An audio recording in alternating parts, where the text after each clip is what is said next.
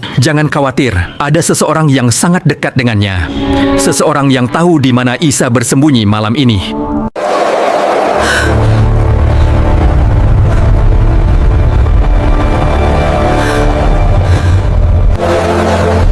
Assalamualaikum warahmatullahi wabarakatuh. Selamat datang kembali di perjalanan menelusuri jejak para nabi. Di episode sebelumnya, kita menyaksikan bagaimana mukjizat Nabi Isa mengguncang tanah Yerusalem. Orang mati hidup kembali, yang buta melihat cahaya. Namun, cahaya yang terang selalu memunculkan bayangan yang gelap. Kedengkian mulai merayap di hati para pemuka Bani Israel. Apa yang akan mereka lakukan untuk menghentikan Sang Al-Masih?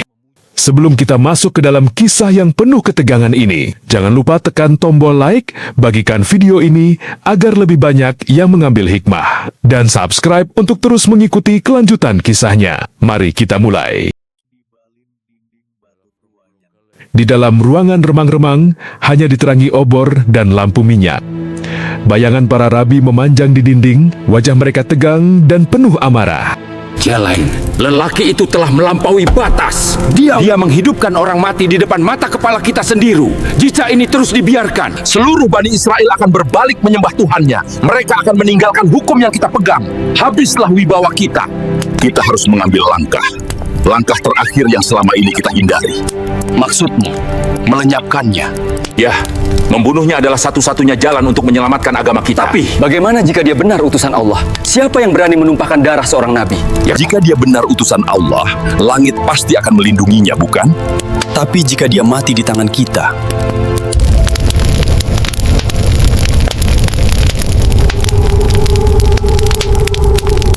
Di sebuah pasar yang ramai, Nabi Isa berjalan dengan pakaian sederhana, namun bercahaya. Orang-orang menyisih memberinya jalan dengan hormat, dan seorang wanita tua datang di dekat Nabi Isa. Wanita tua bersimpuh di dekat Isa. "Wahai Isa, dunia ini begitu sempit bagiku. Doakan agar hatiku tenang." Nabi Isa tersenyum lembut, menyentuh bahu wanita itu. "Ibu, berzikirlah kepada Allah. Ketahuilah, hanya dengan mengingat Allah, hati menjadi tenteram." Tiba-tiba, suasana berubah tegang. Rombongan rabi dan penjaga kuil membelah kerumunan dengan kasar. Rabi satu berteriak lantang, "Berhenti kau, Isa! Kau telah mengacaukan kota ini. Rakyat menjadi berani menentang kami karena ajaranmu." Nabi Isa tenang, menatap lurus mata rabi. "Aku tidak datang membawa kekacauan. Aku datang membawa rahmat dan membenarkan apa yang ada pada Taurat." Rabi dua menunjuk wajah Isa. "Dusta, kau menggunakan sihir. Orang buta melihat, penyakit kusta hilang, mayat bangkit. Itu semua sihir yang menyesatkan." Nabi Isa menjawab, "Itu bukan sihir." Allah berfirman, "Ini adalah tanda-tanda kebesaran dari Tuhanmu sebagai bukti bagimu." QS Ali Imran 49. Rabi 1, "Cukup, jangan memutarbalikkan ayat. Tangkap dia, bawa dia ke pengadilan agama."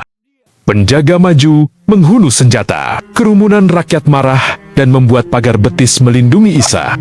Mundur! Dia orang suci.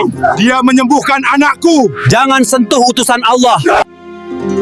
Nabi Isa mengangkat tangan, menenangkan massa. "Biarkan mereka.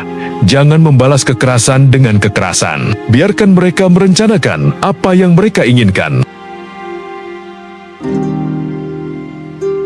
Rumah Maryam yang sederhana. Cahaya matahari sore masuk dari jendela.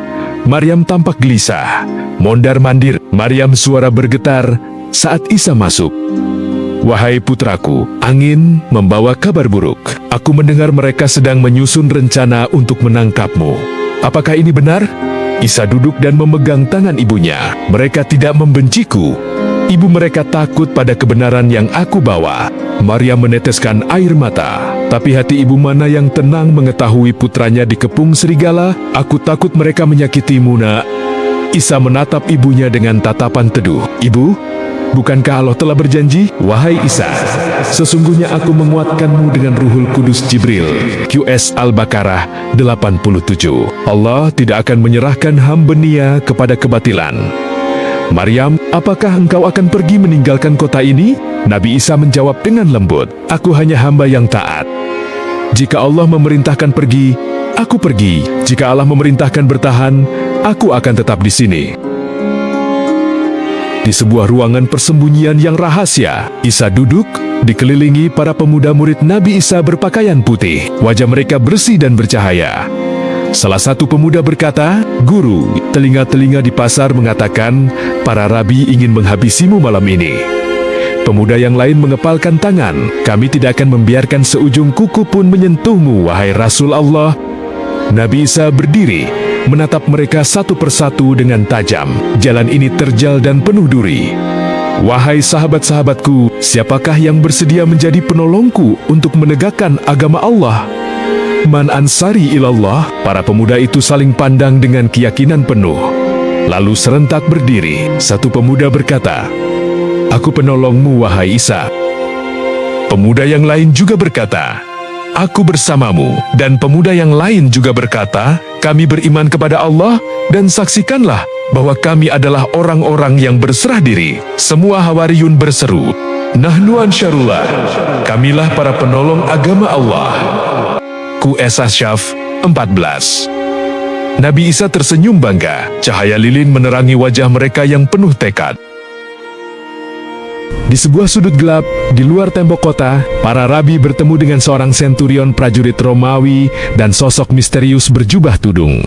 Rabi tertua berkata, "Kami ingin Isa ditangkap malam ini juga, sebelum pengikutnya semakin banyak." Prajurit Romawi, "Apakah dia memimpin pemberontakan bersenjata?" Rabi satu, "Lebih parah, dia meracuni pikiran rakyat dengan kata-katanya. Kekuasaan Romawi dan Yahudi bisa runtuh jika dia dibiarkan." Prajurit Romawi, "Baik, pasukanku siap bergerak." Rabi tertua, "Tunggu, jangan gegabah. Jika Romawi menyerbu terbuka, rakyat akan mengamuk. Kita butuh cara senyap. Kita butuh penunjuk jalan." Sosok bertudung di belakang Rabi bergerak maju sedikit. Wajahnya tak terlihat jelas, tapi Rabi II tersenyum licik padanya. Dia berkata, Jangan khawatir, ada seseorang yang sangat dekat dengannya. Seseorang yang tahu di mana Isa bersembunyi malam ini. persekongkolan telah matang. Uang darah telah disiapkan. Para pemuka agama bersumpah untuk memadamkan cahaya Allah dengan mulut-mulut mereka. Mereka ingin Isa mati sebelum fajar menyingsing. Namun, mereka lupa satu hal. Mereka membuat makar, dan Allah pun menyusun rencananya. Dan Allah adalah sebaik-baik perencana.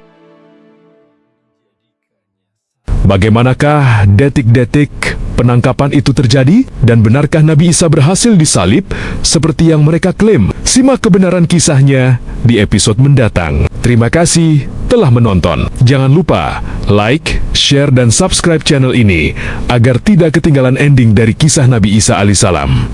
Tuliskan pendapatmu di kolom komentar. Wassalamualaikum warahmatullahi wabarakatuh.